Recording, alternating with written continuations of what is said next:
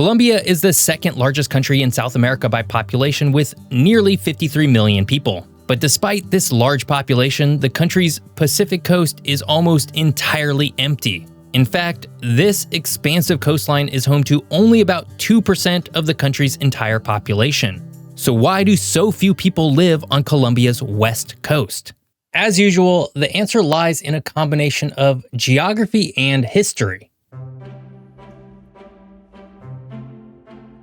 Colombia, known primarily for its highland topography that dominates the country, is actually divided into 5 distinct natural regions. These regions range from the towering Andean peaks to the dense Amazonian rainforests, sprawling plains, and tropical coastlines. All told, the Andean, Caribbean, Orinoco, Amazon, and Pacific regions each contribute to Colombia's unique geography. The Andean region is Colombia's most populated area and arguably its most diverse in terms of topography. The Andes Mountains divide here into 3 main ranges: the western, central, and eastern Cordilleras.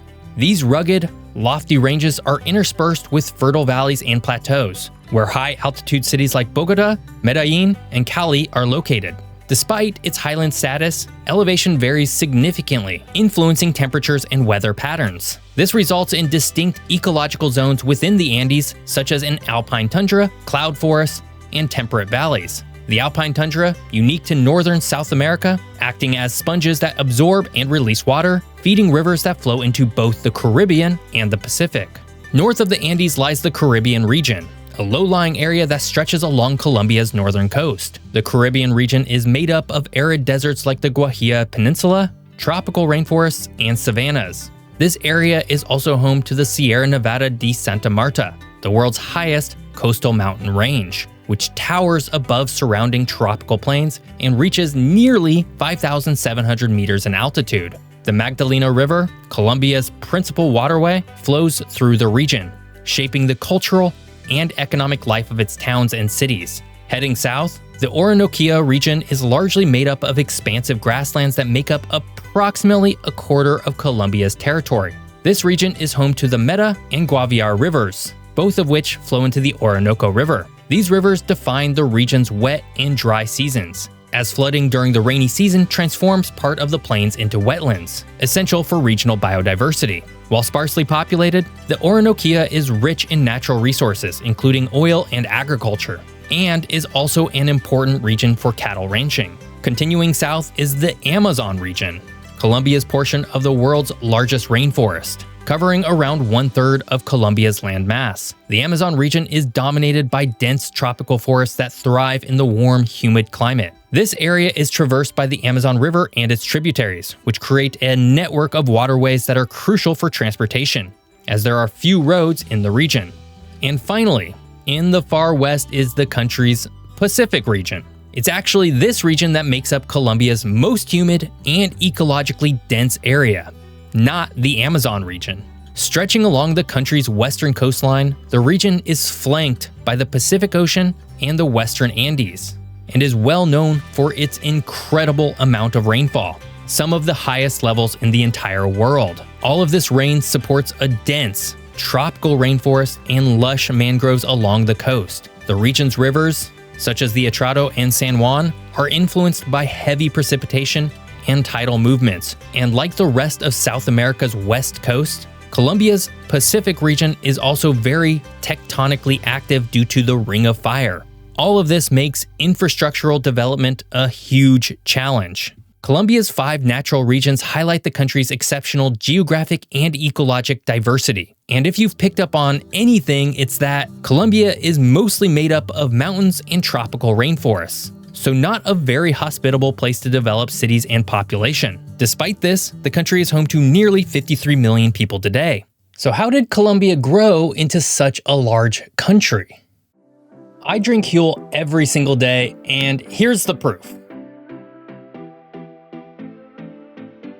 Huel has become a daily routine for me, not just because it's convenient, but because it really has helped me feel better throughout the day. And that's because it has everything that a meal should have. In every single bottle of Huel, there is 35 grams of protein and 27 essential vitamins and minerals that make this single bottle 100% nutritionally complete. I legitimately feel less hungry throughout the day, and therefore, I snack way less than I used to. So if you're feeling like you don't get enough protein, vitamins, or minerals in your everyday diet, come join me. Right now, you can get 15% off Huel today with code GEOFF at Huel.com/Geoff. Fuel your best performance with Huel today. When Spanish explorers arrived in Colombia in the early 1500s, they found a landscape marked by mountains, rivers, and fertile valleys, with established indigenous civilizations such as the Muisca and Tairona. The Spanish saw these societies and their lands as valuable resources, prompting a push to establish control and export the region's wealth back to Spain. The Spanish conquest began along Colombia's Caribbean coast, where two major cities, Santa Marta and Cartagena, were quickly established as strategic colonial outposts. Located on a naturally protected bay, Santa Marta was an ideal landing point for Spanish expeditions into the interior. However, its development was limited by frequent attacks from indigenous groups and, later, by piracy. Nearby Cartagena, founded in 1533, quickly grew in importance, surpassing Santa Marta as a critical port. Cartagena's location on a large, protected bay made it ideal for large-scale shipping, and it soon became the main point of entry for goods, people, and wealth moving between Spain and South America.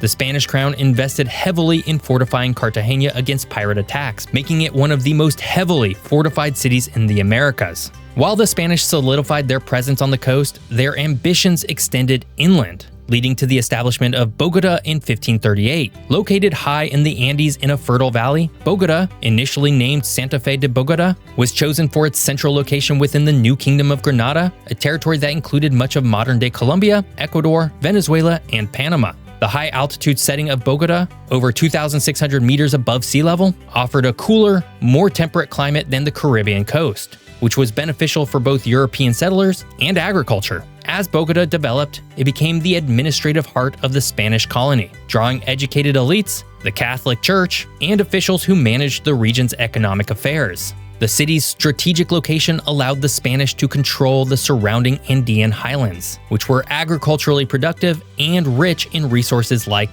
emeralds. Meanwhile, Medellin, now one of Colombia's most important cities, was founded later, in 1675. Located in the Abura Valley in the central Andes, Medellin was established near rich gold mines, which became central to the local economy. The fertile valleys around Medellin allowed for agriculture, primarily coffee cultivation, which would later transform the region's economy. Despite being somewhat isolated, as Colombia's coffee industry expanded in the 1800s and 1900s, Medellin grew into a major industrial and commercial center. Finally, in the south, Cali, another of Colombia's major cities, developed in a unique geographic position that contributed to its growth. Founded in 1536, Santiago de Cali lies in the fertile Cauca River Valley in southwestern Colombia. While not as centrally located as Bogota or Medellin, Cali's location allowed it to connect the Andean highlands to the Pacific coast, where the port city of Buenaventura eventually became Colombia's main gateway to the Pacific. Cali's position in a rich agricultural valley helped it become a center for sugarcane cultivation and other crops. As Colombia expanded its Pacific trade in the 1900s, Cali's importance grew, making it a key economic hub in the country's southwest and a center for industry, trade, and culture. The Magdalena River, Colombia's principal waterway, played a vital role in connecting inland cities to the Caribbean coast. The river allowed cities like Bogota and Medellin to ship their goods through the port of Barranquilla, another critical city that grew in the late colonial and early Republican periods. Barranquilla developed near the mouth of the Magdalena River and became one of Colombia's main commercial centers. Its port enabled the transport of goods from the interior to international markets, especially coffee, which became a dominant export in the 19th century. Barranquilla's growth was fueled by its strategic location as a gateway to the Magdalena River, giving it a crucial role in Colombia's economy and connecting inland cities to global trade networks. While Colombia's major cities were developing in the Andean and Caribbean regions, the country's Pacific coast remained largely undeveloped. Buenaventura, founded in 1540, was one of the few colonial cities established on the Pacific coast, as the Spanish prioritized the Caribbean for trade with Europe. To this day, it's still the only major city on the Pacific coast of Colombia. So why don't more Colombians live on the Pacific side of the country? Colombia's Pacific coast is a remote and sparsely populated region of the country, despite its lush rainforests, rich biodiversity, and long coastline. In fact, the entire Pacific region is home to only about 2% of Colombia's entire population, or 1.4 million people in total. If a similar population trend were seen in the United States, only the city of San Francisco would exist, leaving the rest of the Pacific coast from northern Washington all the way to southern California as untamed and unsettled wilderness. So what's going on in Colombia's west coast? When Spanish colonizers arrived in what is now Colombia in the early 1500s, their focus was primarily on the Caribbean coast. The Caribbean was a critical gateway for Spanish interests, as it allowed access to and from Europe and facilitated the export of resources such as gold, emeralds, and other valuable goods. Ports like Cartagena and Santa Marta quickly became essential hubs for Spanish colonial trade, not only because of their strategic coastal locations, but also due to the calm, navigable waters and natural harbors along the Caribbean. The Pacific coast, on the other hand, offered few natural harbors suited for large-scale colonial shipping operations, and its choppy waters made navigation more challenging. Given these conditions, and the fact that there was essentially zero trade with East Asia or India at the time, the Spanish saw little incentive to establish major settlements or ports along the Pacific coast. But colonial trade reasons aside, the Pacific coast's geographic features further limited its development. The Pacific Coast region is one of the rainiest places in the world, receiving between 200 and 500 inches of rainfall annually in some areas. The rainy city of Seattle, Washington, by contrast, gets about 40 inches of rain per year. This extreme level of precipitation fostered dense rainforests and complex river systems, making overland travel challenging. Frequent rains also create a swampy landscape that is difficult to clear and develop for agriculture or urban purposes. The result is a largely impenetrable landscape that discouraged early settlers from establishing permanent towns and discouraged the expansion of transportation infrastructure. In addition to the coastal terrain and high rainfall, the Andes Mountains present a formidable natural barrier between the Pacific coast and Colombia's interior. The Western Andes, which run parallel to the Pacific coastline, are rugged and steep, making overland travel to the coast a physically demanding endeavor. This geographic separation has historically isolated the Pacific coast from Colombia's central population centers, particularly the Andean cities of Bogota, Medellin, and Cali. In colonial times, and even for much of Colombia's modern history, it was more practical to transport goods overland to the Caribbean coast, where they could then be shipped to Europe, than to attempt to navigate the difficult Pacific terrain. As a result, Colombia's interior and Caribbean coast developed more robust infrastructure, trade networks, and cities, while the Pacific coast remained largely peripheral to the country's economic and political life. All that said, during the colonial period, the Spanish did establish a few settlements along the Pacific coast, including Tumaco and Buenaventura, but these remained minor outposts rather than significant centers of population or trade. Buenaventura, now Colombia's main port on the Pacific, initially struggled to grow due to a combination of challenging geography, limited investment, and its relative isolation. Instead, the Pacific region became a place where enslaved Africans, who were brought to Colombia as laborers in mines and plantations, could escape and form free communities within the difficult-to-access rainforests. Many Afro-Colombian communities along the Pacific coast today trace their heritage back to these escaped enslaved people, who took refuge in the secluded, rugged environment of the coastal lowlands. By the time Colombia gained independence from Spain in the early 1800s, the country's geographic and economic patterns were already well established, with major population centers and trade routes oriented towards the Andean highlands and the Caribbean coast. The Pacific coast continued to play a limited role in Colombia's economy and remained sparsely populated, with local communities primarily engaged in small-scale fishing, subsistence farming, and mining. Throughout the 19th and 20th centuries, efforts to develop the Pacific coast were hindered by ongoing challenges in transportation and infrastructure. Roads, railways, and later air routes connecting the Pacific to the rest of Colombia were limited, meaning that much of the region remained isolated, accessible primarily by river or by sea.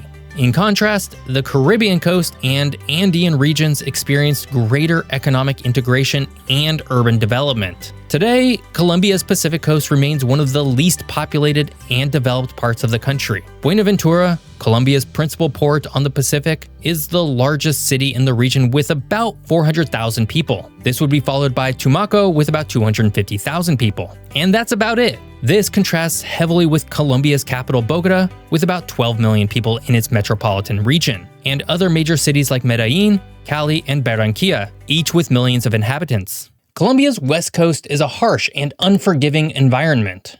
The dense tropical forests and unrelenting rain made it so that there was little reason to ever really colonize the area in the same way as the Caribbean and interior regions were. Hey, big maps of Colombia make for great gifts for the holidays. Check it out over on my map store. This was a fun exploration of Colombia, and I hope you enjoyed it. If you did, please like the video and subscribe to the channel. And of course, you can check out some of my other videos here. Thanks for watching. See you next time.